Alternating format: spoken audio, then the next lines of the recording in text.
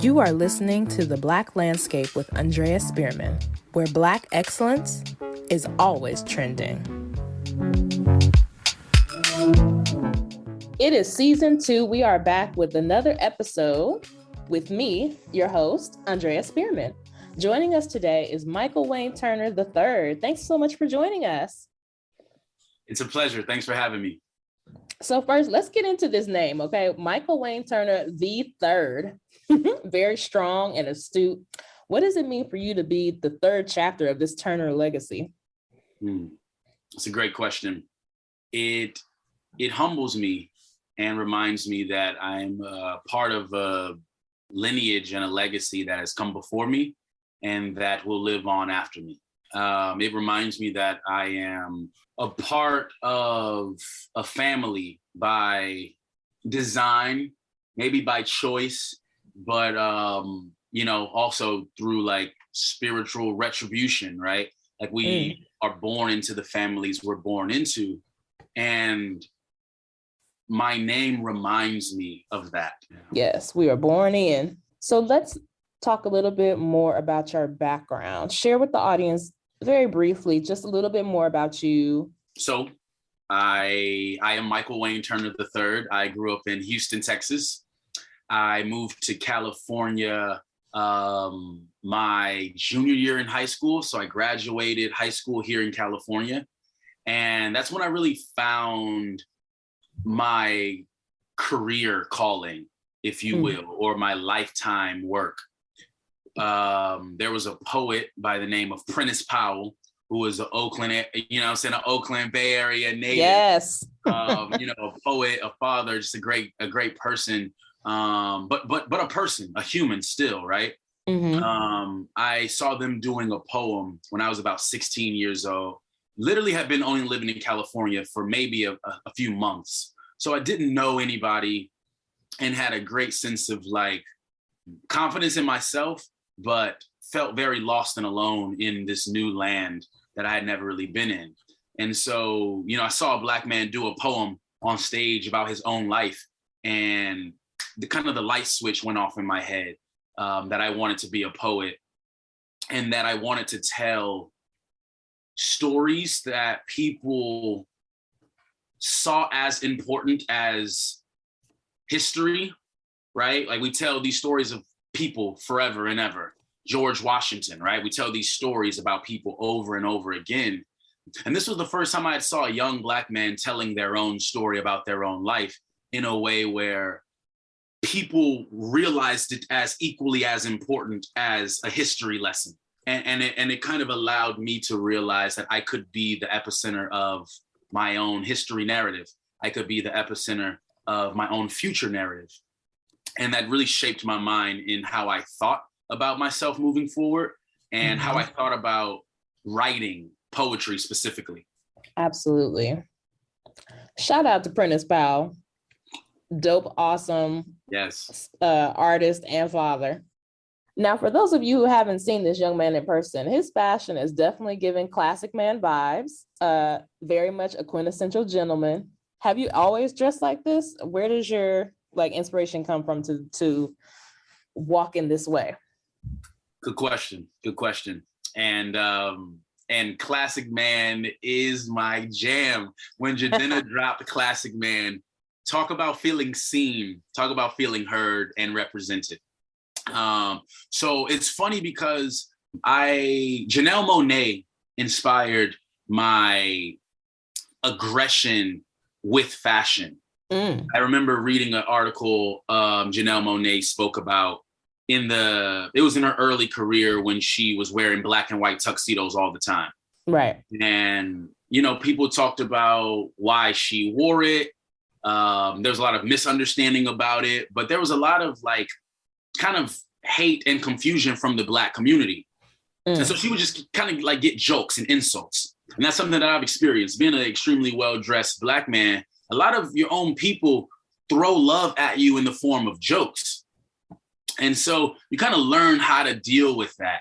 And Janelle Monáe was speaking about how she wanted her presence to be a revolution in and of itself.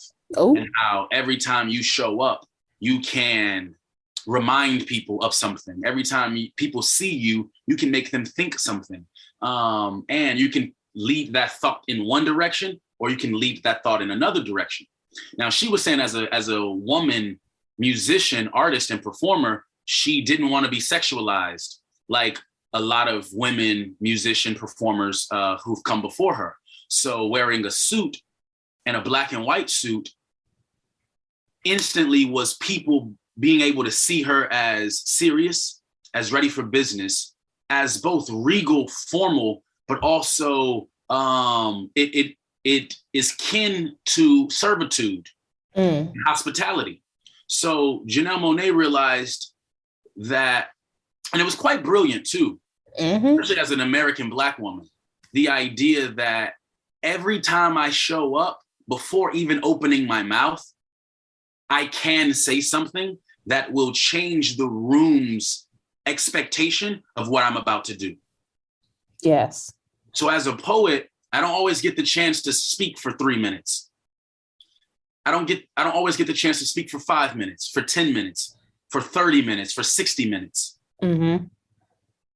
But I can dictate and control how I show up. And I'm aware enough to know that it is shaping and shifting the perception of what you are about to hear come out of my mouth. And so the poem has already started long before the first sentence is ever uttered.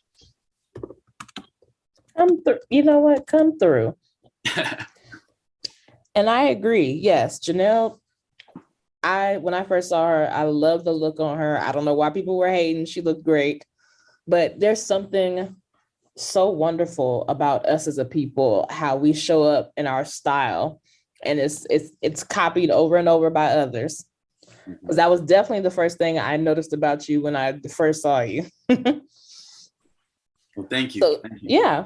And, speaking of fashion, Michael, you're the co-founder of a brand called Honor Road. Tell the people more about that. Honor Road is a company that I co-founded with a friend named Victor Cali. He's a friend born and raised in Oakland.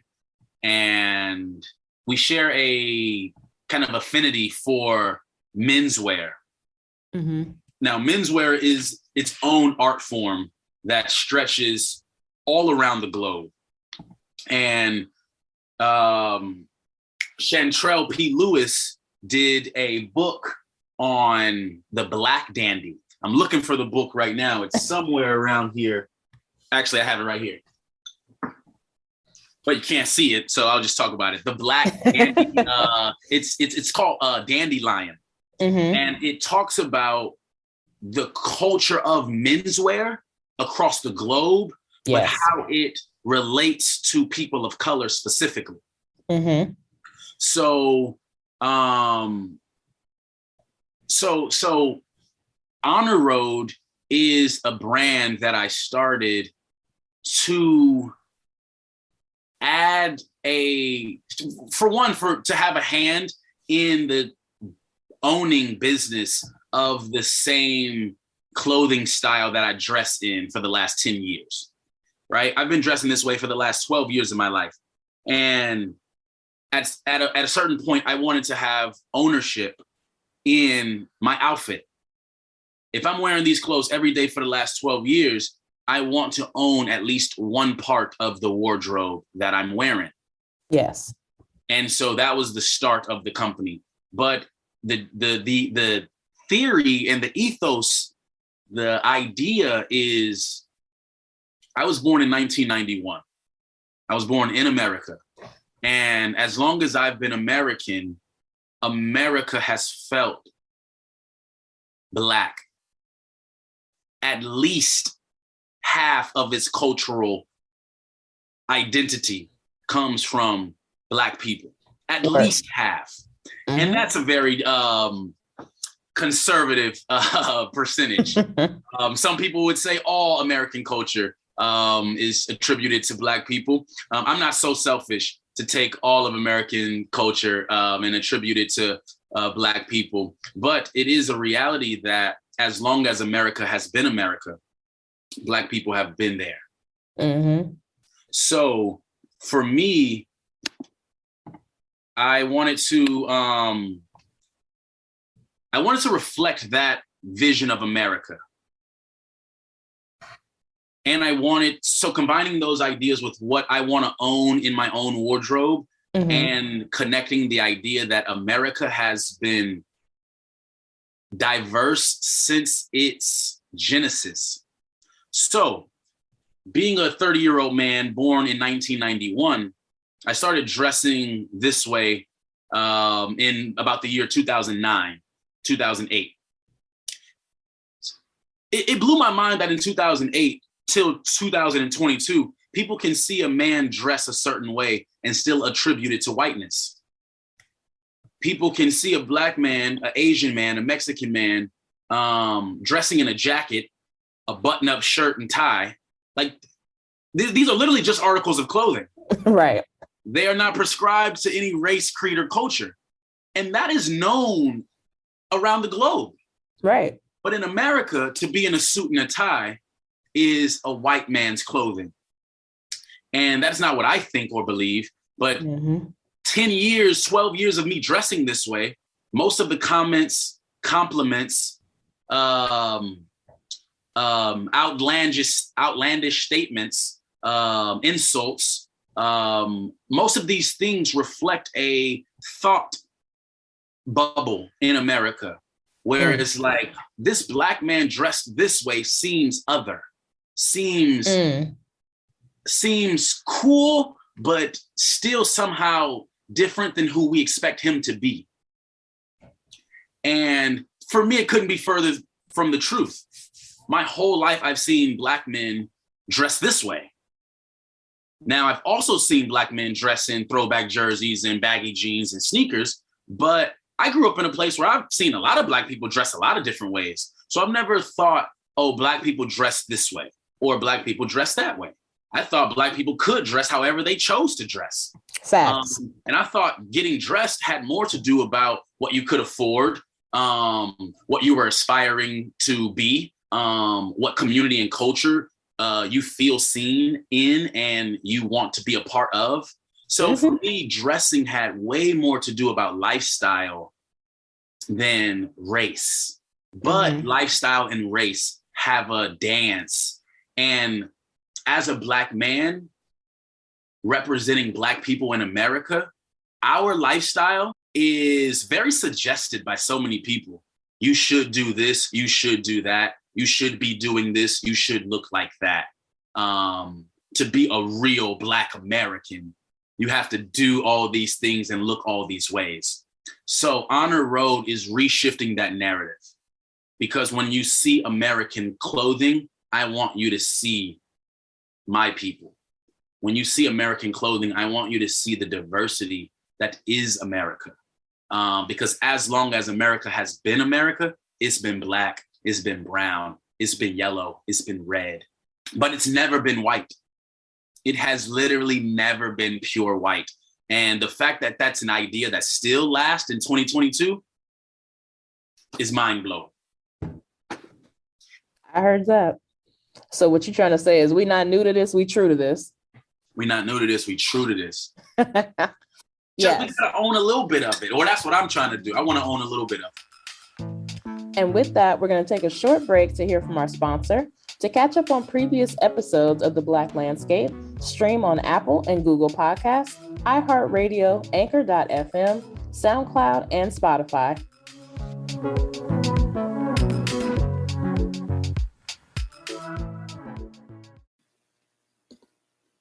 Hey fam, if you haven't heard about Anchor, it's the easiest way to make a podcast. Let me tell you about it. It's free. There's creation tools that allow you to record and edit your podcast right from your phone or computer. And Anchor will distribute your podcast for you, so it can be heard across Spotify, Apple Podcasts, Google Podcasts, and many more. You can make money from your podcast with no minimum listenership. It's everything you need to make a podcast, just in one place. Now download the free Anchor app or go to anchor.fm to get started.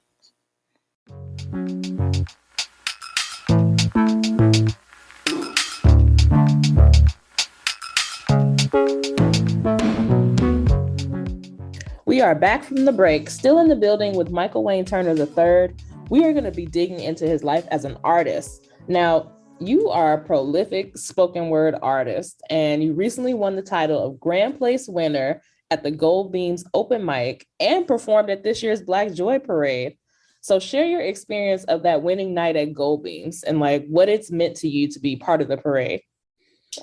Great question. Great question. Shout out to Gold Beams. Shout out to the Black Joy Parade.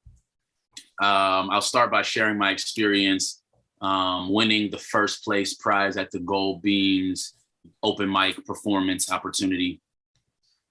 So Gold Beams, they produce monthly events giving artists, and specifically Black artists, a space to perform. And then they also do several other events where they do an event called Talk It Out, where it's literally just to invite artists to have conversations amongst each other and amongst themselves to get feedback. I believe they also do a event called Speak On It. I think they are, inviting people to a space to have conversations amongst ourselves. It's tough to be so isolated and you're thinking things by yourself. So they bring people together to have open conversations in the public. Yeah, we recently had, their producer, Taylor Crenshaw, on the show. Shout out to Taylor, yo. So, okay, so you all are already hip to the great work Taylor's doing, and I just appreciate it. I've been a self-disciplinary artist since I was about 16, but I've been immersed in the arts since I was 6 years old. So it's the greatest church I know. It's the greatest safe haven I know. And I, throughout my life, have needed and been in search for spaces that will cultivate my mind, my heart, and my body as an artist. So about a year and a half ago, my partner kind of took me to this open mic that was hosted by Gold Beams. And I think her friend was gonna go. So she was like, oh, you do poetry. I think you'd love to, just come. We went, and it was at a Black-owned coffee shop here in Oakland called Red Bay Cafe. So just so much synchronicity to like, not only just creating a space for performers, but creating a community. And they sold merchant, they created the space for vendors to sell their own products, right?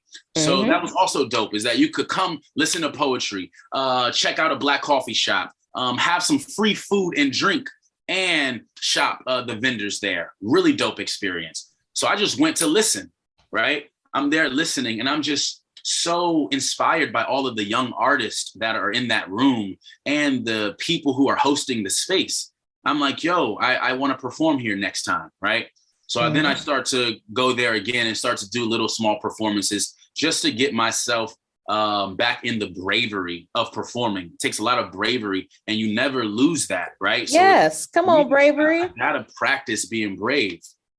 So fast forward, the Black Joy Parade the Black Joy and Gold Beams open mic last year. I participated in it, and I won the second place prize.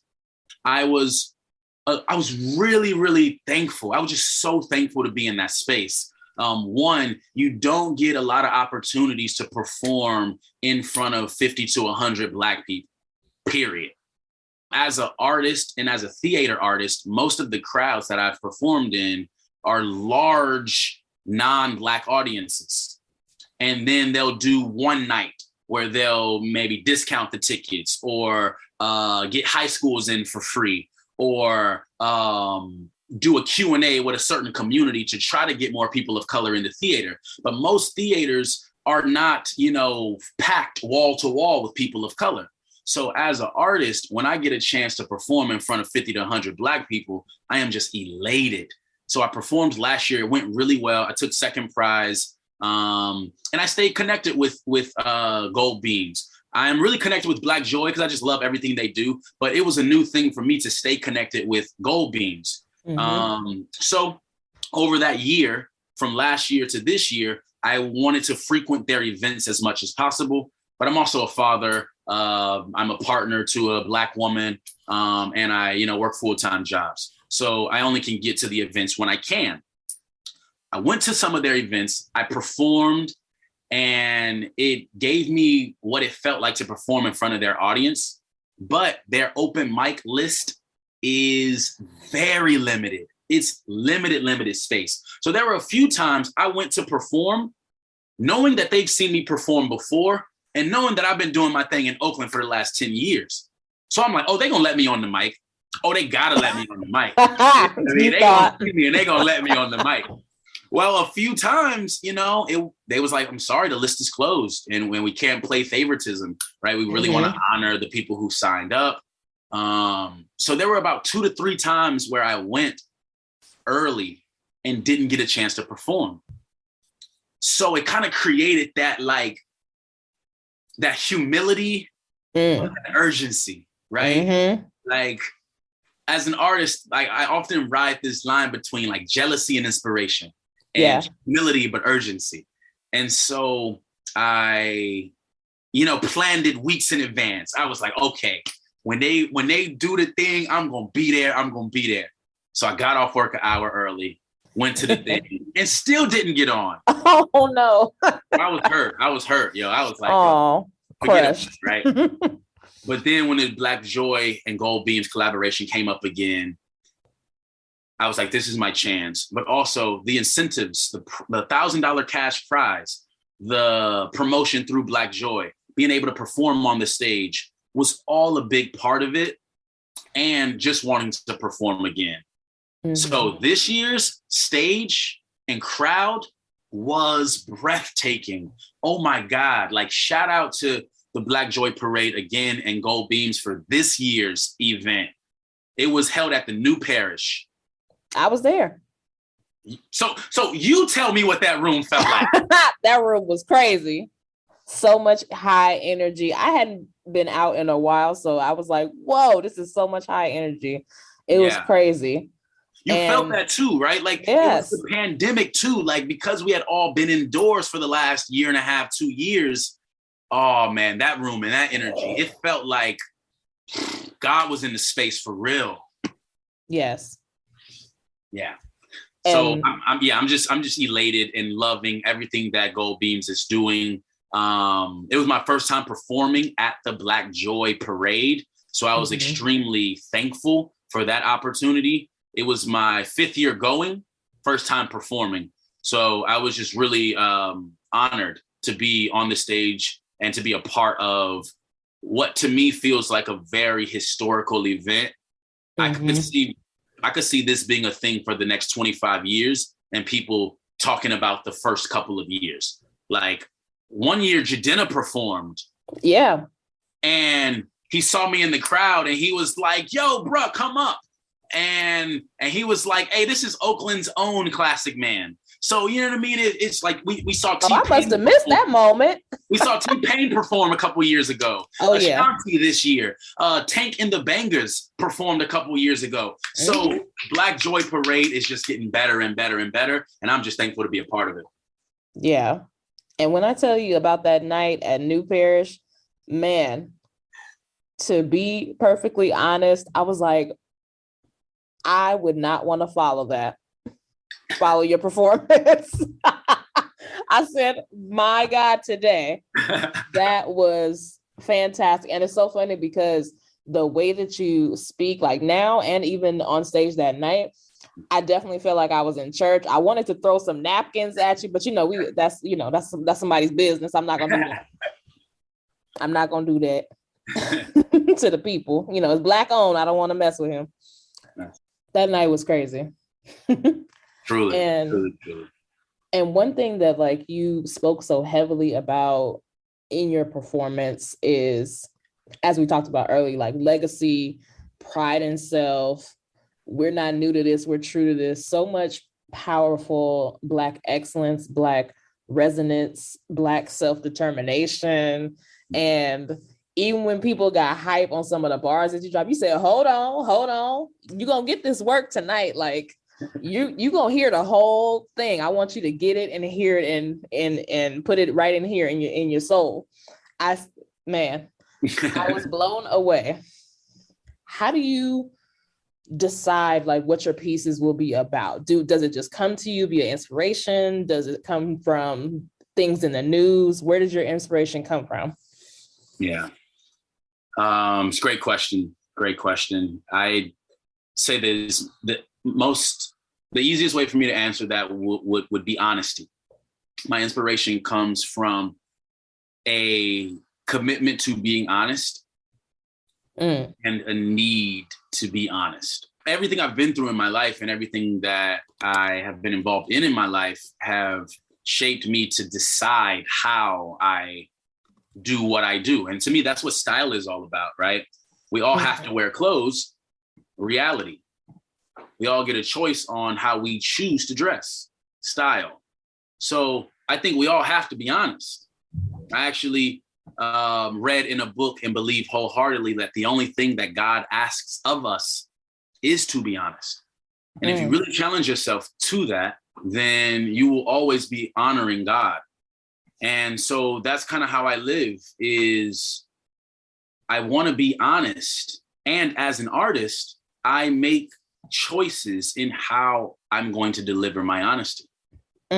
So my inspiration is everything that has attracted me throughout these 30 years, which is, I'm inspired by free thinking, creatively presenting Black men. That's what I'm inspired by. I'm inspired by the Black men and women of the late 1800s and early 1900s, the Black men and women of the Harlem Renaissance. And I want to do everything I do through a lens of honesty. And I can only be honest in saying that those are the people I, want to look like, want to move like, and want to, model my style of living after, with the autonomy and the privilege of being alive now. But I'll also say that for me as an artist, beauty is a part of it. So I want to tell the truth, but it has to be beautiful. I want to tell the truth, but it must be entertaining. It must be creative. It must be enjoyable. It must be captivating. But I'm not willing to tell lies to myself or to others. So that's the sweet spot, right? How do I say what I want to say? What am I going to use in language and in image to connect and communicate what I actually am trying to say without kind of ruining the goal, which is to be heard, to be felt, to be understood, and to create a conversation to where somebody wants to talk back, right? Call and response. So that those are kind of my inspirations. But I grew up listening to pastors speak. So that is very obvious for anybody who's heard you. Yeah.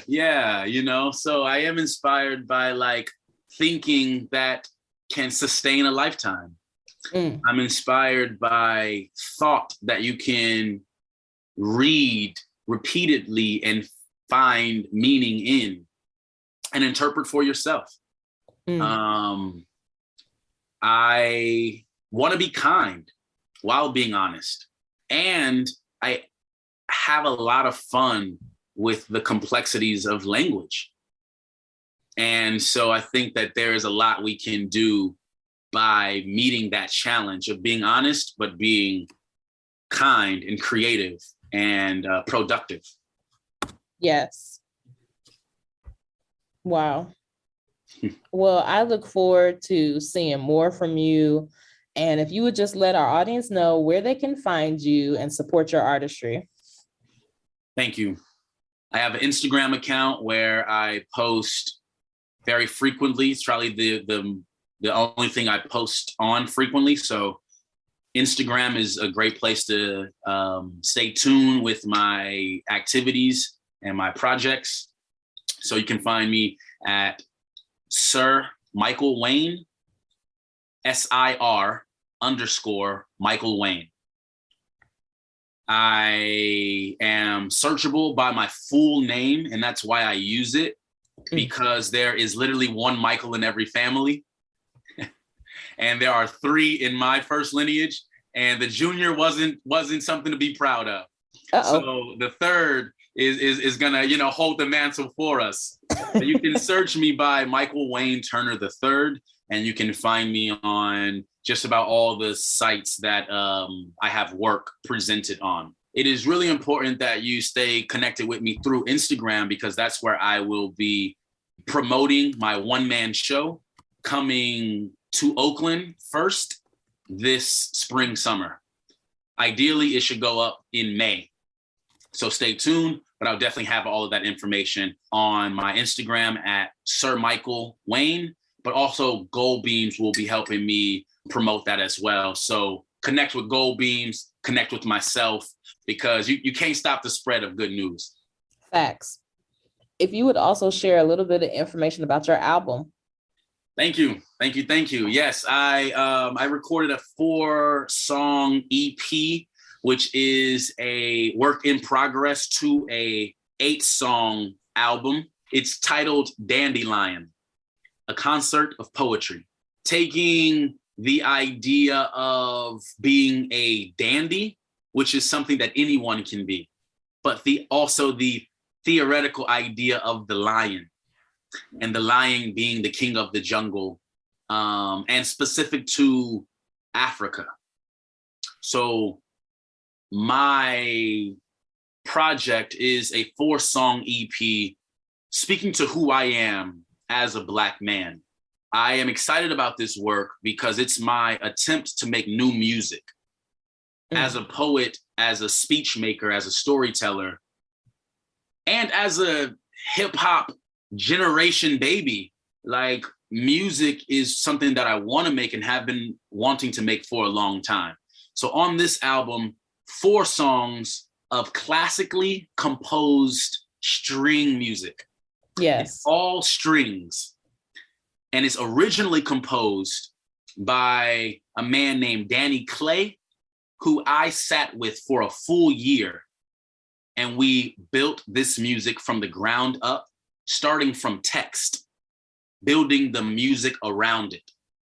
So what you'll hear is classically composed music, originally composed for poetry and storytelling that reflect the stories that I've been through and the energy that I bring. Michael, thank you so much for joining us today. My pleasure.